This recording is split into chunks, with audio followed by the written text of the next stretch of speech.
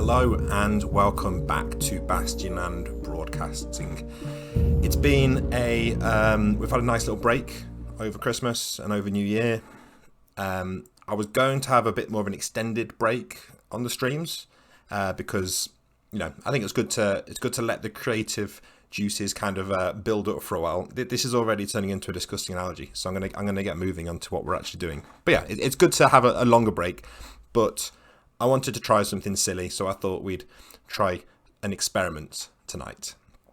So tonight, what I'm doing is I'm answering the question, because we would all agree the worst thing about playing role-playing games is interacting with other organic beings, basically. It's inconvenient. They can be confusing. They can be irrational. There can be issues that I could keep on reading off the list of issues with having actual living beings at your table. So why not replace them with artificial intelligence? Because it's inevitable that this is what's going to happen. So why not be the first? So today, I am using a website called AI Dungeon, and this is a neural network, deep learning AI type thing. And what it does is it's primarily designed to emulate a text adventure, so like a classic text adventure game, but rather than having to say, go north, pick up spade, you can say whatever you want, and it will use its fancy AI stuff to interpret your command. And you can it's like the classic premise of role-playing games. You can try anything. Now, if you play it normally, you can choose between like a fantasy setting or various different adventure gamey type things. But what I've done is I've shoved in, because at the moment it's based off a very large library of like text adventures and other things, but I've shoved in some content from Electric Bastionland. So I've fed it some knowledge about the world of Electric Bastionland, and I've created a kind of custom prompt at the start where it's going to ask us a couple of questions that will hopefully mean that we can play a game of Electric Bastionland using just this AI. So to do that, I'm going to need a failed career, because it's going to ask us some questions about our character. And, I haven't plugged in all of the information, so we're gonna have the book on the side here. So anybody in the chat that has a favorite failed career, obviously my heart says to go for Squid Bagger, but what should our failed career be? Because that's going to help us. It's going to basically, anything that you put in, the AI kind of uses that to generate what it spits back at you. I'm not doing a good job of describing it, but you'll see once we get rolling. Essentially, it works. In some ways, it's very simple. It's just trying to predict the next word of what should come. We've got a second for Squid Bagger. You know what? Let's go for it. So we're going to have a Squid Bagger. So it's very impressive from what I've seen, but it's like simultaneously more clever than you would think, but also less clever than you would think. We're going to go with Otto the Squid Bagger. So, Otto.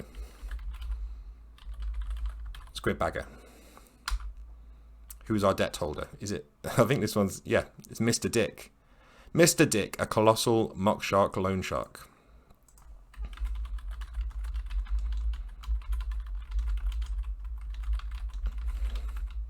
Let's see what it makes of that. And now part of this prompt will be stuff that I've already put in. So it's not generating this bit, because as part of this scenario that I've created, I can see already that I'm going to be in the way here. So let me move myself into the corner. There we go. So this first bit was already written. So this is me. The AI can't take credit for this. Bastion is the only city that matters, an impossibly large metropolis filled with humans, aliens, mockeries, and machines. Bastion is entering its electric age, but you find yourself in a desperate position. Your name is Otto and you have a failed career as a squid bagger. You are £10,000 in debt to Mr. Dick, a colossal mock shark loan shark who is chasing you for payment. You have decided to become a treasure hunter to get enough money to pay. You have received a clue regarding the location of some valuable treasure, but such things are only found in extremely dangerous places. You stand in a narrow street in Bastion, filled with shops, cocktail bars, and people. Now that is where my text stops. That's where my prompt stops, and then the rest of this has been generated by AI. It's also loud and fast here. You lean against the wall of a perfume shop and check your pocket watch. It's time to choose where to go next. You can go to the Church of the Laughing God to see if Dai Cho has a job for you, or you can go to the Tsar Hunting Lodge to meet up with Mr. Okay, so we've got a nice... I'm going to be assessing the AI ruthlessly on whether or not I think it's doing a good job of being a GM. So we might also have some, running the game discussion as we go through. Mr. is very mysterious. Black Suit Riot says. You will soon learn that AI tends to sometimes it just leans towards cliches. So Laughing God is making me already think of Warhammer 40k. So I want to go to the Tsar Hunting Lodge. But I don't know. Should we get? We won't get too crazy early on. The issue this AI has is with object permanence.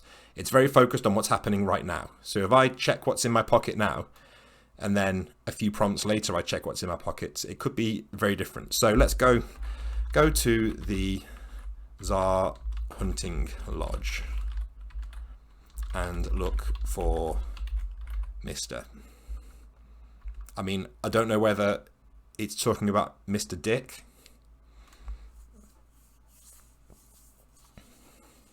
What I'll do partway through this is I will show the sort of the information that I've put in, but basically I've plugged in some content from the Electric Bastionland book. So those kind of key principles of Bastion, key principles of mockeries, just the bullet points. You hail a flying taxi and take a trip out to the Tsar Hunting Lodge situated on the outskirts of the city. It's not quite, well, I'm gonna keep going. The city gives way to country and then to wilderness. The wilderness soon turns to dark, dense swamp. You pass over small fishing villages inhabited by hunchbacked people who look up to your flying vehicle with wide eyes. It's getting a pretty good sense of leaving Bastion and going to deep country. I can't remember whether I programmed deep country in here.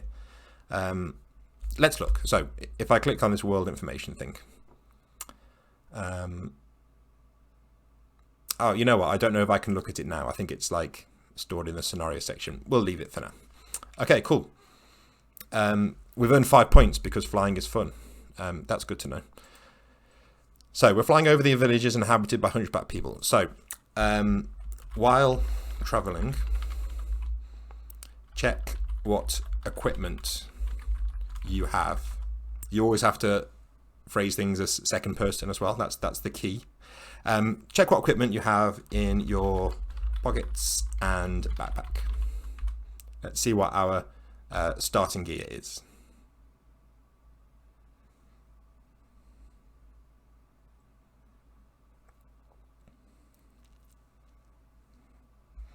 Yeah, I can see that we've got some text cut off here. We can fix that. I've tried to get too clever with my screen capture here.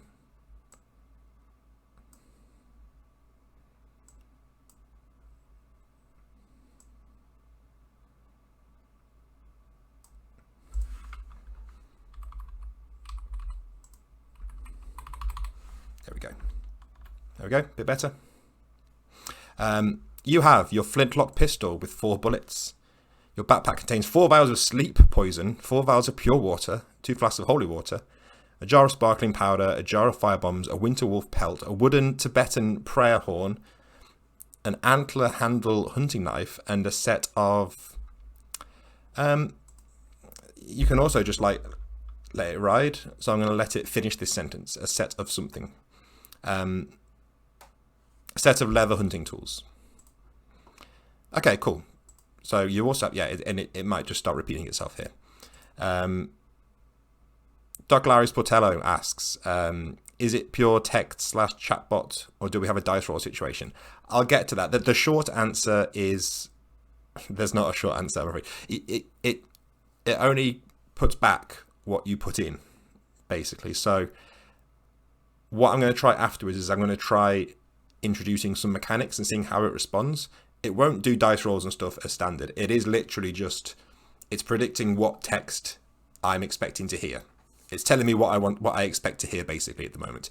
It doesn't have any concept of characters having permanence or dice rolls or equipment lists. It's just trying to fake it till you make it, basically.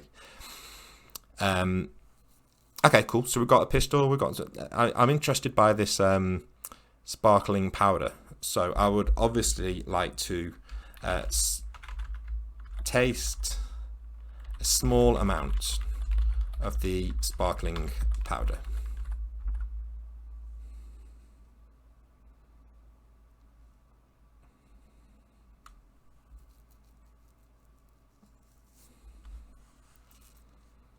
It's got to be done. I mean, you give me a jar of unknown substance and sparkling powder tasted sweet like sugar and smells faintly of roses.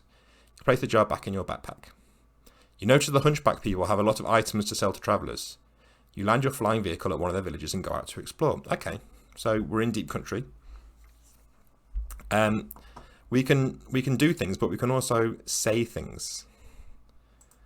Alchemagician says, yeah, you never have this much gear in Electric Bastionland. Yeah, this is far beyond what you'd expect to get as a starting character. So yeah, a generous GM this AI is being. So let's see what they have for sale. So I'm going to say, hello there, country folk.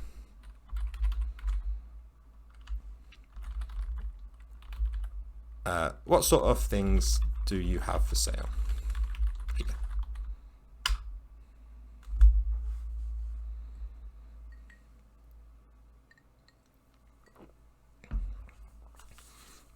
I mean, we are still looking for treasure. We have a quest here. And it will kind of sense when you've completed that quest, in theory. Right, so I can see the first issue we've got here. The game will like try to do inappropriate things. I've got the not safe for work filter on moderate, but I turned it off because I thought, well, I'm an adult. I'm going to turn it off. And the game just wants to become absolutely filthy. So I've switched it back to moderate, which seems to be limited to you just get some slightly adult content, but nothing the likes of which you see if you turn that off. So the people stare at you suspiciously. You realise that you have neglected to shave, leading you to look like an out of work bum. Go away, American, they cry in an odd accent. This place isn't for you. Go back to your country. You nod, but quickly notice a small chest on the floor. So we had this earlier with like the Tibetan something. Like, even though I've fed it information about Bastion, so much of what the AI knows is drawn from either real world or like generic fantasy and sci-fi stuff. So if you want to play like a game in a kind of generic fantasy setting, it will probably hold together. Or if you want to play in the real world, it might hold together. But anything sort of more specific than that, you will find yourself suddenly being catapulted across the globe or dragged back into reality from your fantasy world. So I'm going to assume that this, he's telling us to go back to Bastion, really. I'm equating America to Bastion here, which isn't necessarily a great fit. I'll say, hey, we're all friends here. I'm just looking to trade. Do I have plenty of money? Did I have any money? No, I'll say I've got some really fresh water. It's not fresh water, it's pure water. Really pure water. My theory is this guy lives in a swamp. Some pure water might go down a treat.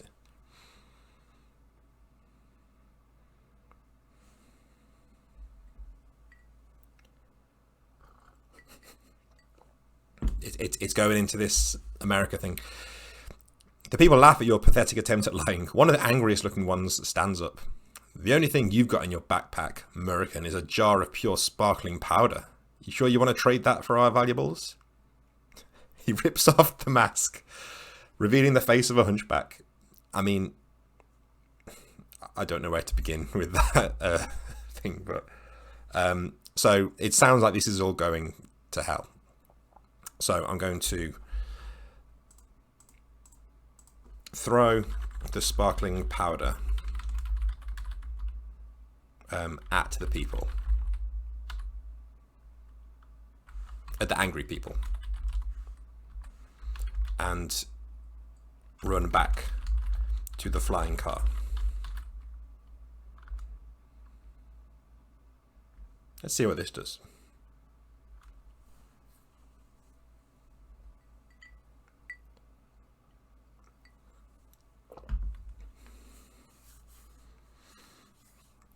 You take aim at the angry mob and pull the trigger. Okay, I'm taking that like metaphorically. I pull the trigger as I throw it. It backfires, sending sparks into your face. The angry mob advances and grabs you by the legs. They drag you around and start beating you up with their sticks. You struggle to get free, but their grip is too strong. Who sent you, American? It's really leaning into this American thing. So hang on, who was driving the flying car? Was it just... I hailed a flying taxi. So, call out for the taxi driver. Sorry, flying taxi driver to help.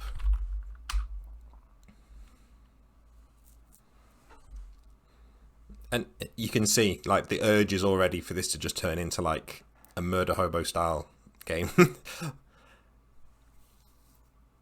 The hunchback people notice something is amiss. They point in your direction and start moving towards you. Get that American scum. You pull yourself into the flying car as the angry mob advances on you. The driver grabs you by the hand and flies off in the opposite direction. And it's telling me that I was saved by the hunchback people, but no, I was saved from them. Okay. Let's talk to the driver. Wow, thanks for saving me. You're quite the driver. Can you take me to... What was the name of the place? Some kind of temple. Oh, Hunting Lodge. Hunting Lodge? I don't want to keep Mr. waiting.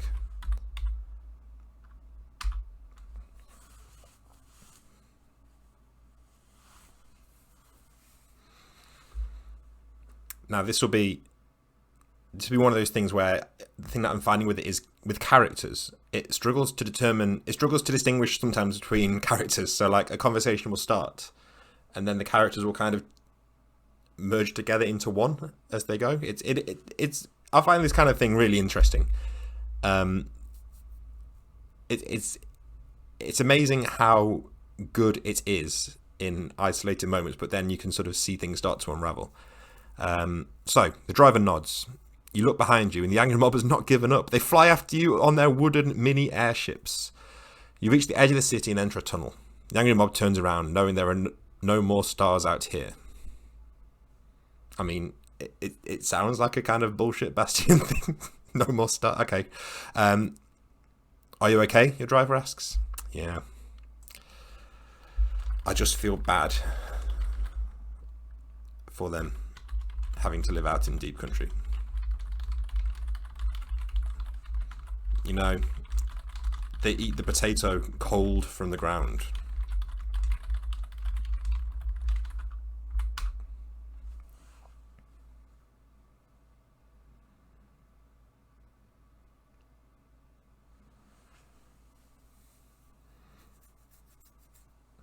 Oh, it's not too bad. We get shipments of warm food from the city so nobody starves. They don't have any heating, but they're used to it.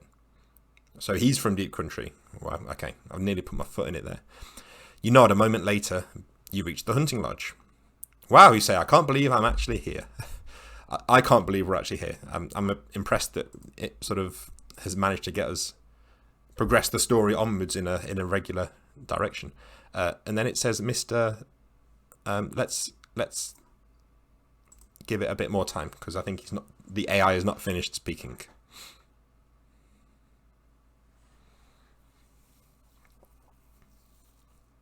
Mr. Fogg. Phileas Fogg? Mr. Fogg smiles. Come on in. You step into the lodge and take a seat next to a roaring fire. I feel like having a character that we're looking for named Mr. while we've also got Mr. Fogg and Mr. Dick is going to cause problems, but I'm going to run with it and see what this AI does with that. Take a seat next to a roaring fire. Okay, sweet. Any chance of a drink while I wait for Mr.?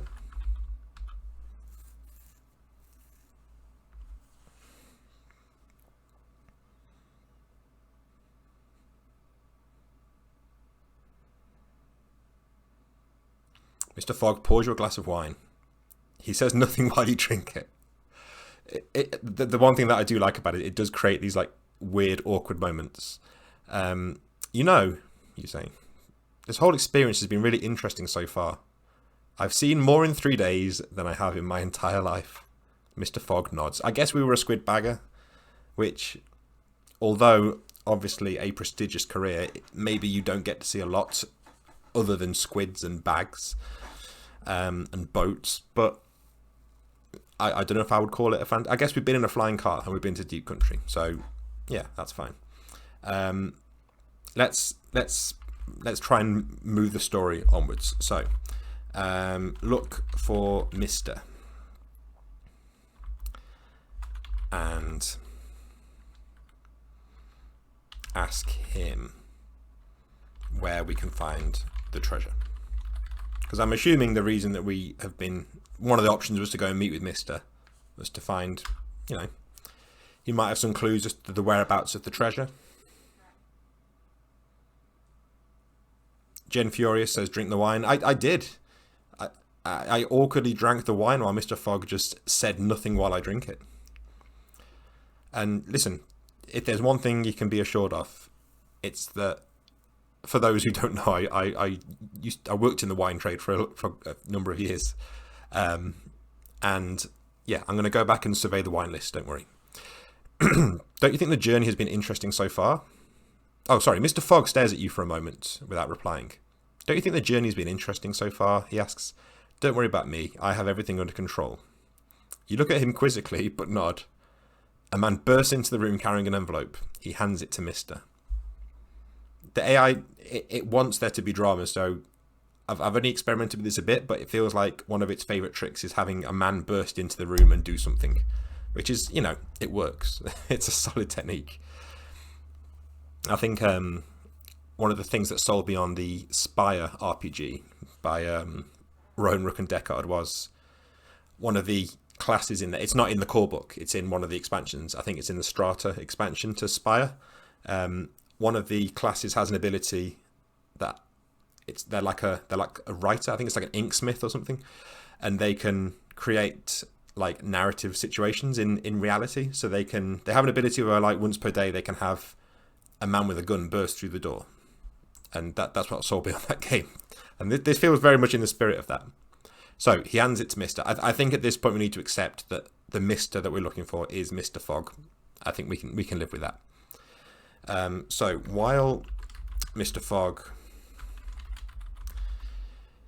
is reading the envelope, look for a wine list. Now this is silly because we're trying to do two things at once, which might be a bit much. But I want to see that wine list because I like seeing AI generate lists of things. It always makes me laugh. Spot the wine list and order a glass of Pinot Noir. While Mr. Fogg reads the letter, you enjoy your wine. It's delicious. You let it slide down your throat and into your belly. It's a welcome respite from the cold. Okay. It's a welcome respite from the cold outside and strange goings on inside. Let's go deeper. Swirl your Pinot Noir and sniff it.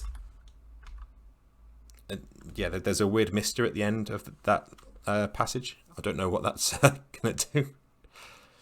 But I want to go deep into the experience of drinking this glass of wine. You take a sip and enjoy the fruity taste. It's much lighter than the wines you had with dinner last night. Mr. Fogg places the letter in front of you. Yeah, so at this point the GM is like, listen, stop fucking around with your wine list and asking me what the wine tastes like.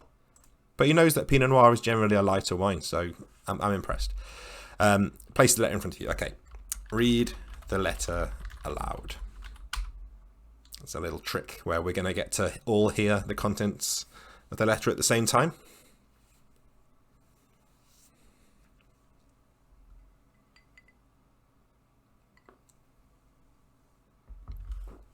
Good day. Let's get right to it, shall we? There is a treasure buried in the garden of the old hunting lodge. You might find this odd, but as you read this, I am most likely already dead. Killed, most likely, by my brother for the treasure. Oh, don't give me that look, boy. Who's writing this letter? I'm going to let it roll. We're going to keep letting it roll until this letter is signed off. I feel like it's going to tell me that if it's anyone's fault, it's yours for coming here in the first place. Your tenacity is going to cause a lot of trouble for a lot of people. I'm sure you're wondering what this treasure is. It isn't gold or silver. It isn't jewels or art. It's something much more simple and much more valuable. Salt. Great. Ask Mr. Fogg who this letter is from, because I feel like if I keep reading this letter, it's just going to go off on a tirade about salt, which I am kind of interested in, but... So we need to dig up some salt, which is buried outside the old hunting lodge. Now, I don't know if this is the old hunting lodge. There's no name. He shrugs. Wasn't there like a messenger somewhere? So, messenger. Was it a man? I think it was a man, wasn't it? A man burst into the room. Messenger. Who sent this letter? Tell me now. You got to be firm. If you speak with confidence, the AI will think, oh, he must know what he's doing. I don't know if that's true. But it feels like the right approach. This hasn't... this hasn't quite worked. So, Mr. Fogg sits down at the table. He doesn't reply, but seems to be thinking about something.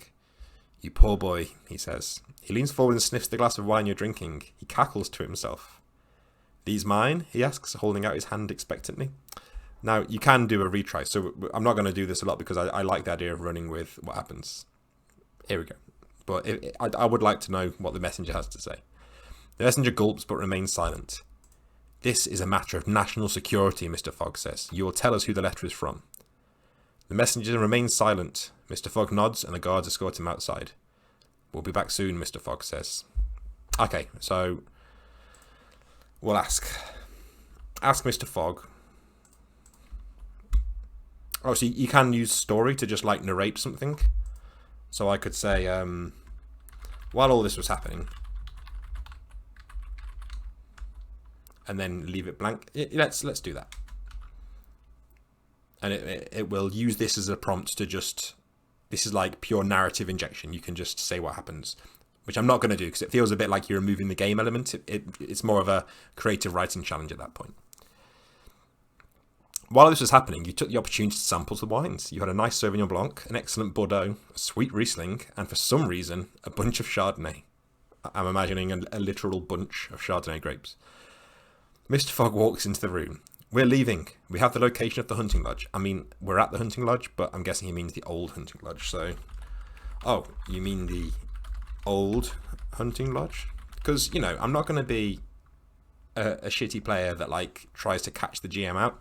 If I think the GM makes a slip, I'm going to roll with it. And I'm going to, you know, I'm going to help. We're all on the same team here. We all want to have a good game.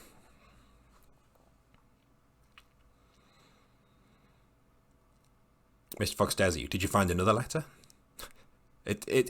You see what I mean when I say... I'll finish reading, then I'll say... You take this opportunity to drink some of the Riesling. It's sweeter than you like, but it's getting warm and you're parched. You gulp it down. Mr. Fogg looks around. So this is what I mean when I say the game will take what you put into it. So the fact that we've like obsessed over the wine for like 2 prompts means that the AI thinks, oh, this is a game about wine. So we should be going back to the wine topic regularly. So I'm going to say, yeah, we're going to go to the old. So let's do it. Follow Mr. Fogg to the hunting lodge and head into the garden, because that's where the treasure is buried, which is salt. I'm hoping the salt is in some kind of a container. Yeah, Otto the Squidbagger really likes wine. It's not. I don't think there's any of these Squidbagger things that. Yeah, because it's always, what did you always want to do instead? So I guess maybe we always wanted to be like a sommelier, working with wine. So you follow Mr. Fogg to the hunting lodge and head into the garden. The garden is small, made up of several flowers. The snow makes everything look clean and pure. The treasure is under the largest flower, Mr. Fogg says. You don't see any flowers large enough to hide a treasure under. Listen. Give Mr. Fogg a hard stare and wait for him to give you some useful information about the treasure. Yeah, Mr. Fogg's taking us for a ride.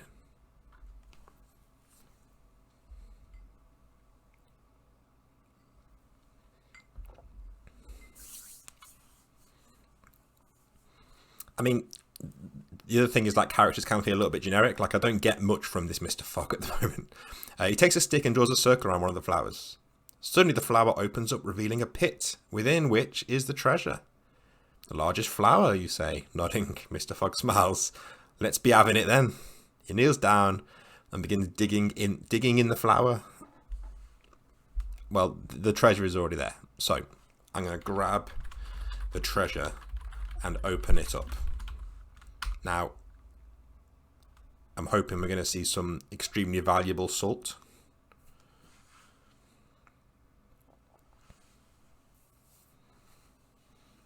Fingers crossed.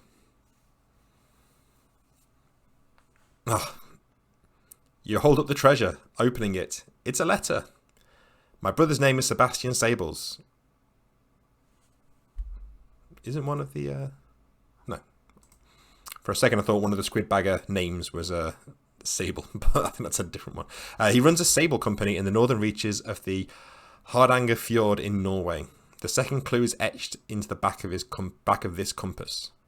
Okay, so do I have the compass? So read the second clue aloud. It's getting a bit confused now, so I'm trying to just channel it into look, just tell me the one thing that you want me to do.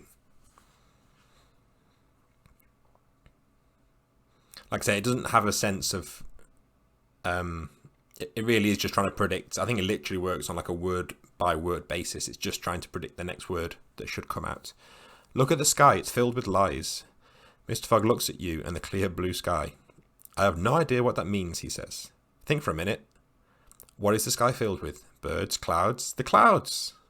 Are clouds lies? I guess they look solid, but they're not. Okay. This is why I don't put riddles in my games generally. So we need to head to the clouds. So we need to go into the clouds.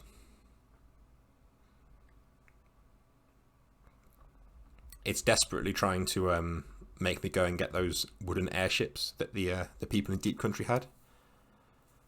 That's no good, Mr. Fogg says. We're too far down. We need to be up among the clouds.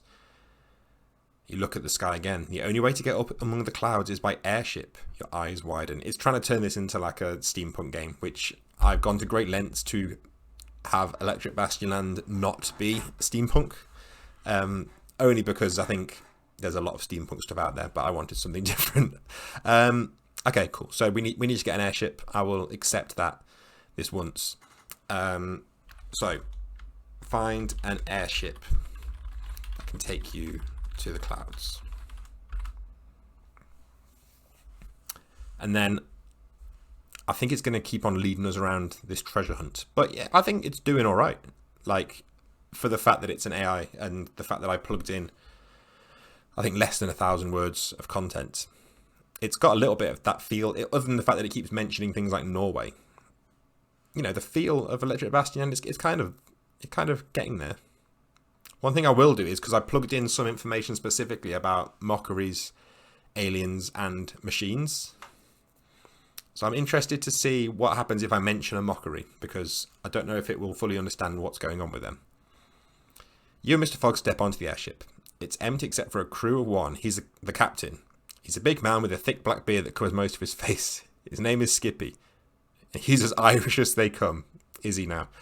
You know what? I'm going to ignore the fact that it's a crew of one. No, you know what? I'm going to ask Skippy some questions. Hi, Skippy. Why aren't there any of the crew? The last airship I was on had a bunch of mockeries. No, had a mockery as a captain. It was great. It's not a particularly coherent greeting to this this character. Hides his eyes 88 asks, yeah, AI Dungeon. This is AI. I should have said, you can go to, if you just Google AI Dungeon, it'll come up. You can play this for free, and there's like I'm on the premium because I wanted to give it the best chance. So I did buy a month of like the premium engine for the purposes of this. But you can play free. You are like limited. There's like you're limited as to how many inputs you can have per day or something like that. But it's free to try out.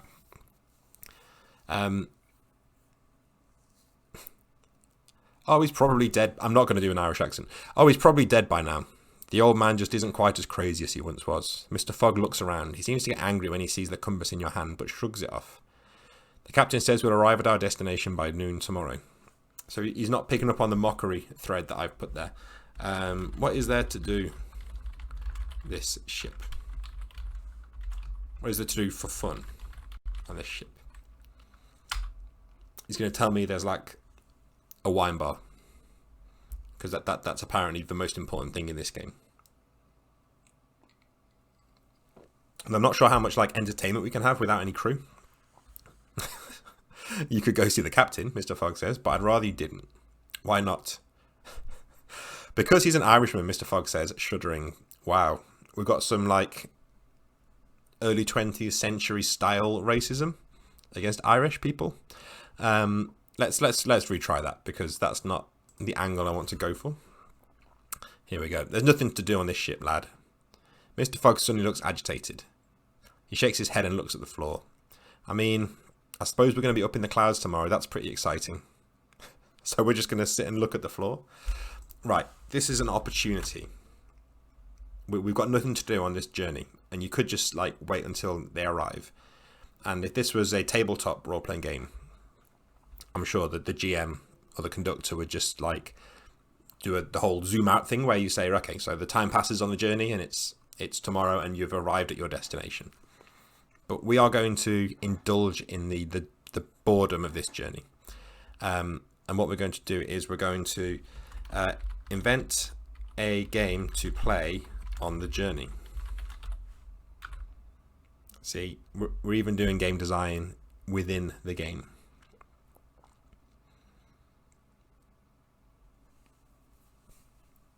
I like to give the AI a little challenge like this to see what it comes up with. What's the point of being on an airship if you can't play games? You and Mr. Fogg think for a second. I know. Let's play rock, paper, scissors. Mr. Fogg seems unsure. No, that's boring. We should invent a new game to play. Here are the rules.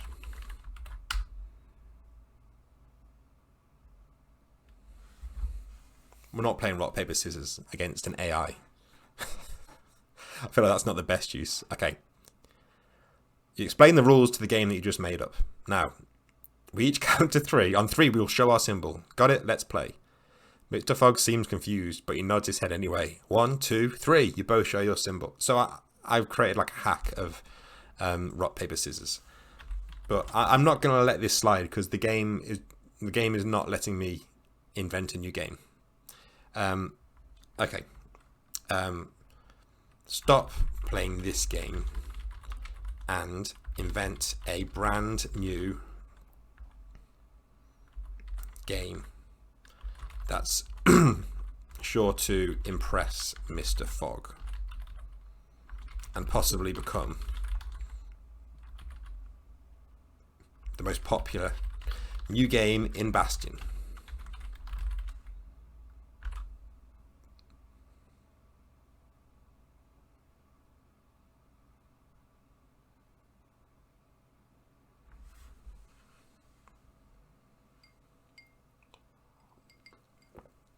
This is, you think for a second, then you have an idea for a brand new game.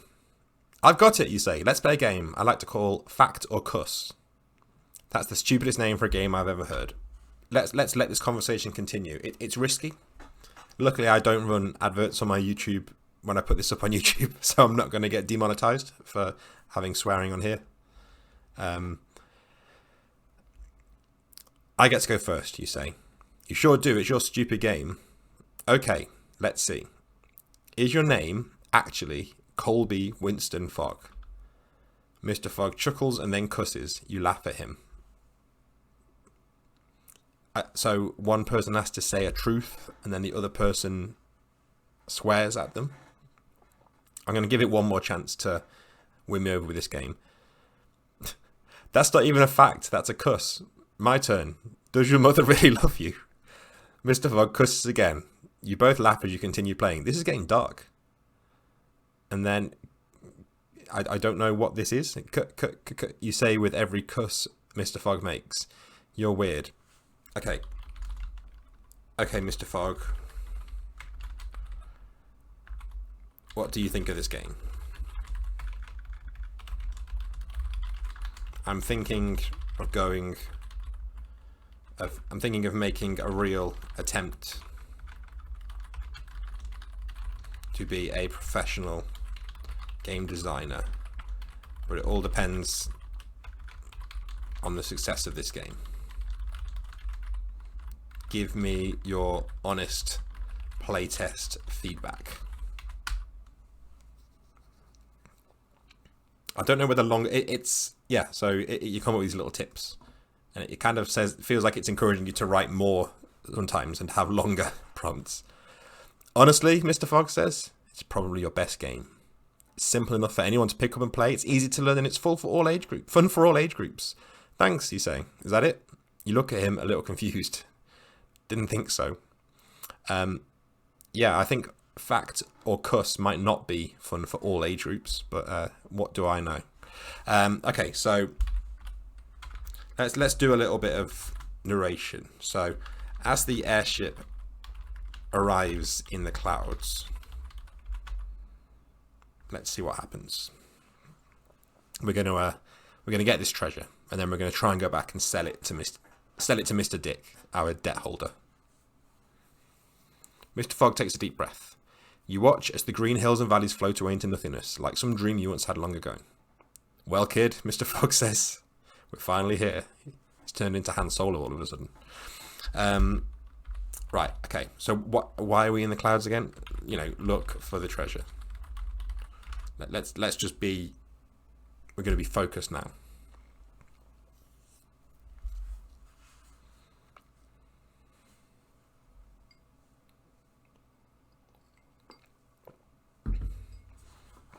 The clouds part and the ship gently touches down upon a cloud. You get out of your seat and head towards the exit, where you're stopped by a voice behind you. Aren't you forgetting something? You turn around and see Mr. Fogg holding out your bag. Thanks. I'm not necessarily warming to Mr. Fogg as a character. If he was a mock frog, I'd be more on board. Oh yeah, you say, taking it from his hands. You did good, kid, he says with a wink. Thanks. You turn away and head towards the door. You hear Mr. Fogg call your name. Okay, but just tell me what he's got to say. because I really want to go and get this treasure.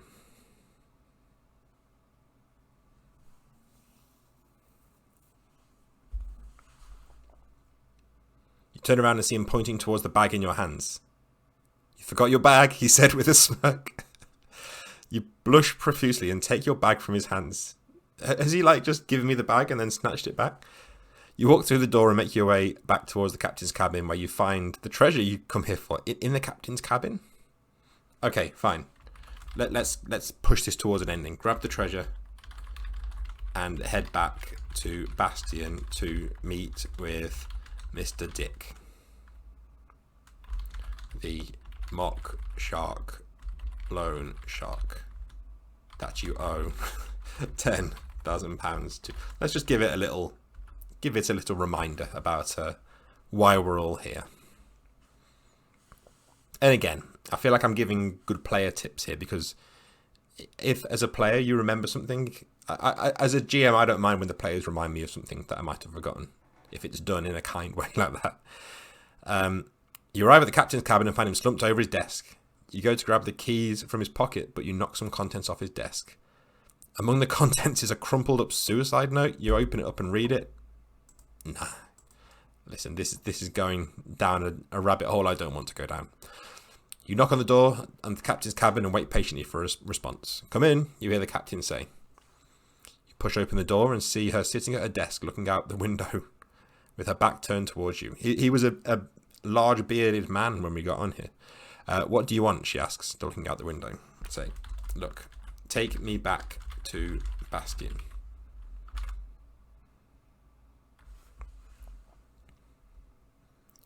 Don't be trying to introduce a subplot this late on in the session, GM. There comes a point where the players are clearly like ready for a bit of closure. You sigh and sit down in the chair opposite her desk. Look, you saved my life. Just take me back to Bastion and I'll be out of your hair forever, you plead. The captain finally sits up and turns to face you. Her eyes look sunken and are surrounded by dark circles. She's not gonna take me back to Bastion, is she? We're gonna die on this ship.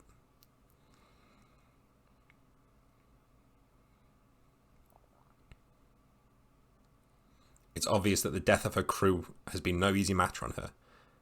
Please, I saved your life, you plead once again. The captain digs around in one of the drawers of her desk and pulls out a crumpled photograph. Right, because this is going to clearly be taking slightly longer than we had expected, we're going to have a very short intermission while I nip out for a moment, and then we will carry on. We'll be back in just a minute.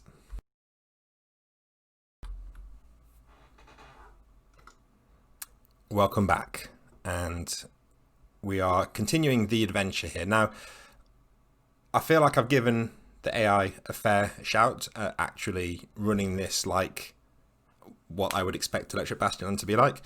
So let's get silly, because it's determined to prevent me from getting back to Bastion. But what I do like to do is just like throw a curveball in here. And like I said before, if you say it with enough confidence, the AI will tend to let you do pretty much anything. Which kind of works with players and GMs to some extent as well, in my experience. So the captain pulls out a crumpled photograph. So take the photograph and stare at it intensely. We're going to solve this issue really quick, and we're going to deviate slightly from what I would expect to be able to do in Electric Bastionland, but let's see how far we can push this AI. She holds it out for you to see, her hand shaking ever so slightly. Do you know what this is? She asks. You shake your head. She points to a spot on the photograph. This is my mother, she says. I think this is the last photo they ever took of her before they killed her. We can solve this. So we're a squid bagger, right? So call upon the squid death god. I'm assuming there's several squid gods here. Call upon the squid death god and raise the photograph to the sky, doing a mystical chant. I probably should have specified that I was aiming for more of a resurrection here. But we'll see what the Squid Death God has to say about this situation. You clear your throat. Sorry, I'll tell you why I find this so funny. You clear your throat and suddenly find yourself capable of speech. Gorbal, I offer you this sacrifice. I beg of you, allow me to communicate with the souls you keep here on the airship. You drop the photo to the ground and step on it to hold it in place. So I was laughing at Gorbal because isn't it Gorbal one of those weird D&D creatures that's like a basketball that like jumps on you and attacks you? Anyway, let's continue the theme. Mighty Gorbal, bring this soul back from death. Grant her a second life in the form of a squid. The form of a holy squid.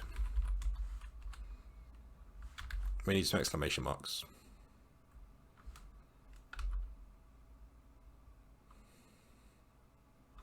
So we're going to resurrect her dead mother, and then things will be fine and we'll be able to go back to Bastion. A bright red light shines from under the photograph. What's going on? The captain asks in a panic. Continue the ritual. Speaking now in squid tongue.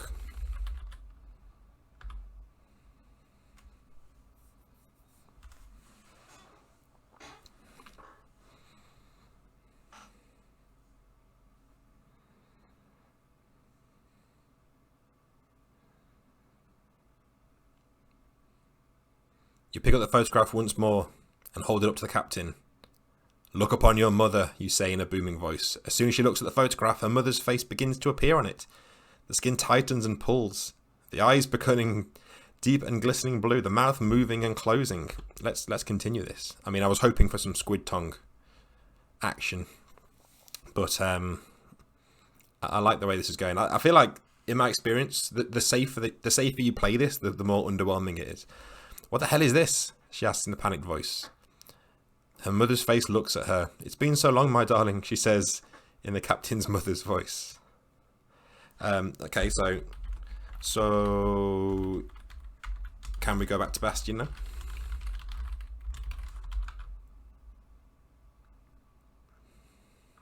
I mean, I feel like I've gone above and beyond with helping this captain. Don't think we need to dwell on things. Not yet, we're still waiting for the third member of our party. The third member, you ask quizzically. The door opens, the door to the captain's room opens and another man walks in.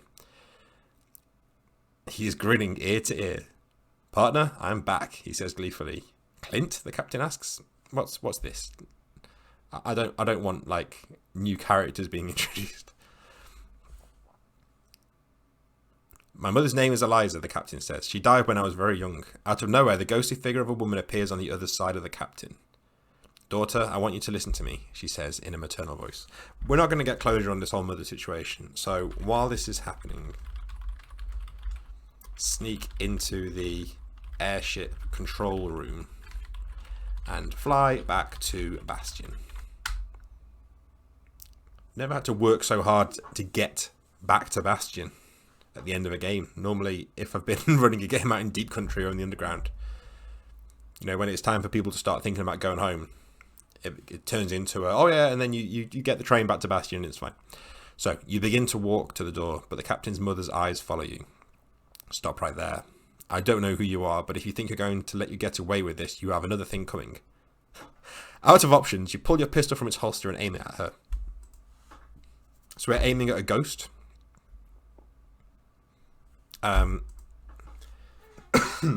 This is some bullshit.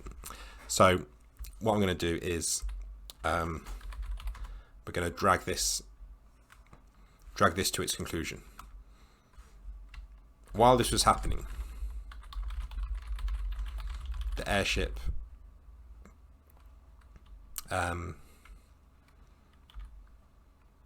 wait, I need to make sure I get my tenses right because it's second person and it's like present tense.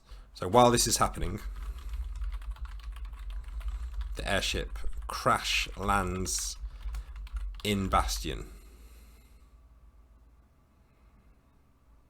And let's see what it does with that. It put a full stop at the end because I didn't put a full stop. But let's see what it's actually going to do with the story.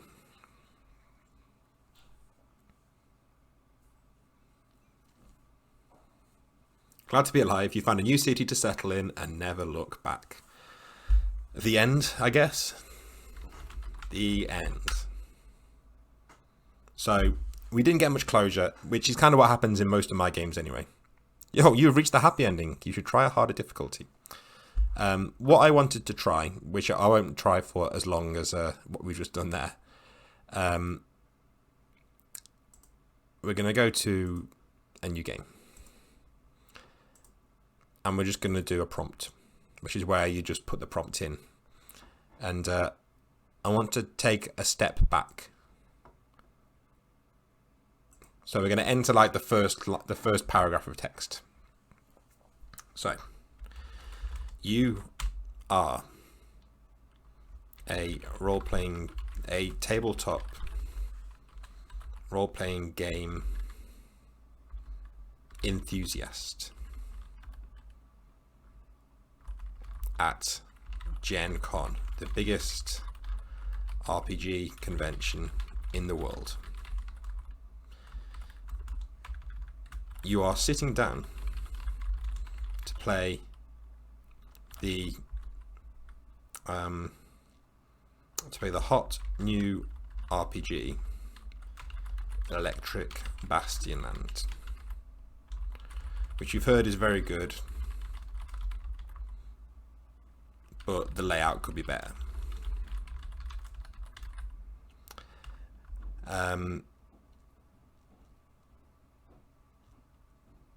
The other players at your table. We'll come back to that. But the game is being run by a game master. I'm not going to try and use conductor because I think it will get very confused. But if I'm going to use GM, by a GM called Chris. He actually designed the game. The other players at your table are, and let's see if it can, rather than simulating the world of Electric Bastionland, the experience of playing Electric Bastionland. So the other players are a guy who looks like he's about your age and has a tattoo of an axe on your bicep. He seems to have no idea what he's doing. I could see this guy at Gen Con. This works. An older woman with long hair and wearing leather armor. Again, she's cosplaying. We're at Gen Con. It all makes perfect sense. So, how do I generate a character for this game?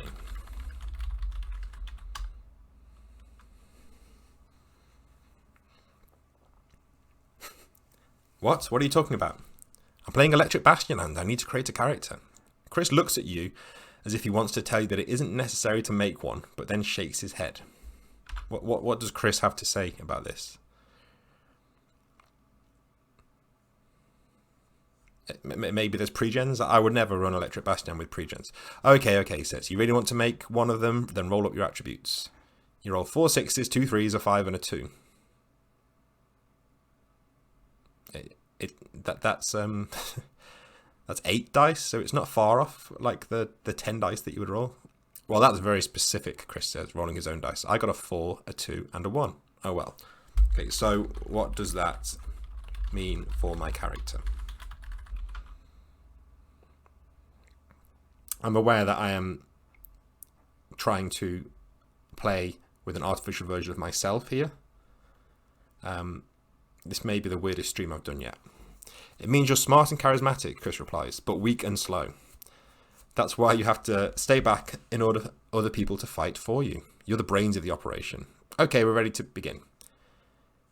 The year is 25 AL, and we're in the town of Tilarco, which the Empire has just invaded. I would never in a million years begin a game by saying what year it is. Anybody that's heard me ramble about timelines in RPGs before will know that. Okay, great. So while this is happening, I'm going to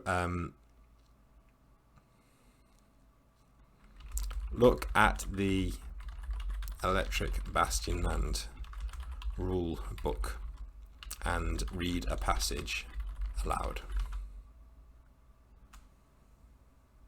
See if I can get some ideas here, because you know, I want to get that best writing any at some point, and getting some help from some AI might just help me, you know.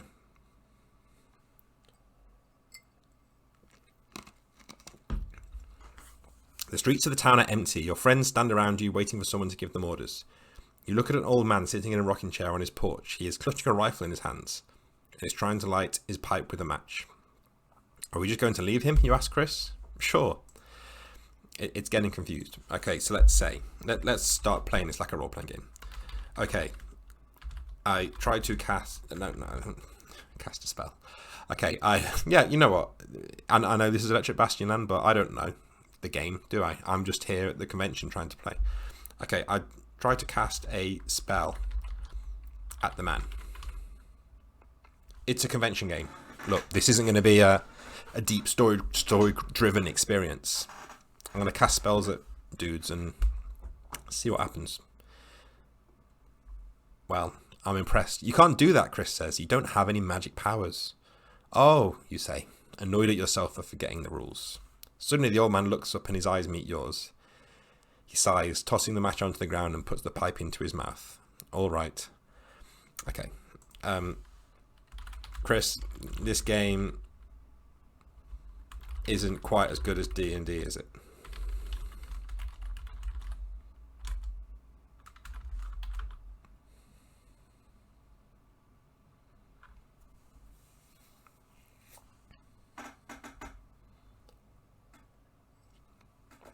Well, no, not really. I knew it, you shout. You continue down the road. Suddenly you hear a scream from behind you. You turn around to see a trio of zombies chasing after you. The man on the porch is gone. Shoot them, you order your group. Shoot them now. Okay. Leave the game and head into the trade hall. We've had enough of this. It doesn't seem to be coping particularly well with the simulation of running a role-playing game, but we'll do a few silly things before we call it a night. I think it's going to struggle to separate the reality and the fiction here. It might still think that the old man was a real man. You enter the trade hall and buy a real-life lightsaber from the replica dealer there. You also buy a backpack to keep it in. It's time to collect your prizes. You approach the counter where an attendant awaits you. Hello, can I help you? She asks cheerfully. I've won these prizes from the gaming booths. What I really wanted was to pick up a copy of the RPG Mothership, which I hear is like Alien RPG, but actually better in a number of ways. Do you have a copy?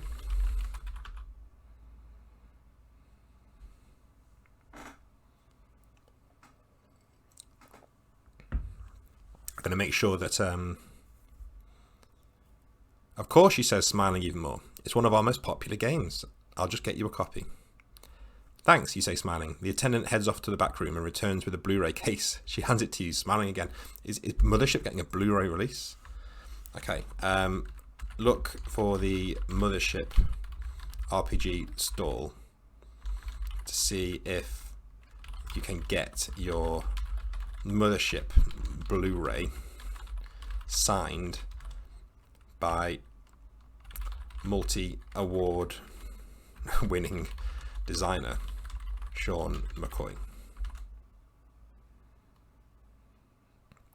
I can finally fulfill my dream of getting Sean McCoy's signature.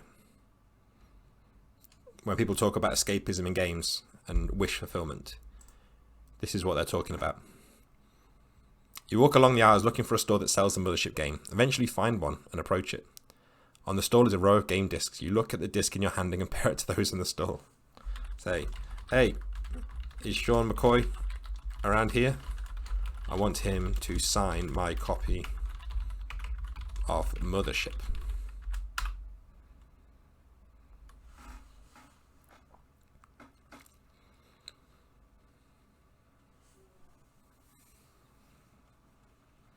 Out back, the store owner says, not looking at you. Through those doors, turn left and keep walking till you see a big wooden door. Knock on that, he should answer. Okay. Follow the directions. I'll be amazed if this actually leads to where we want to go. I think the AI on this, like, I think it goes something like 20 prompts back, so it will eventually forget what you've said. You follow the attendant's direction and amble towards the wooden door. On your way, you pass a large window through which you can see into an office.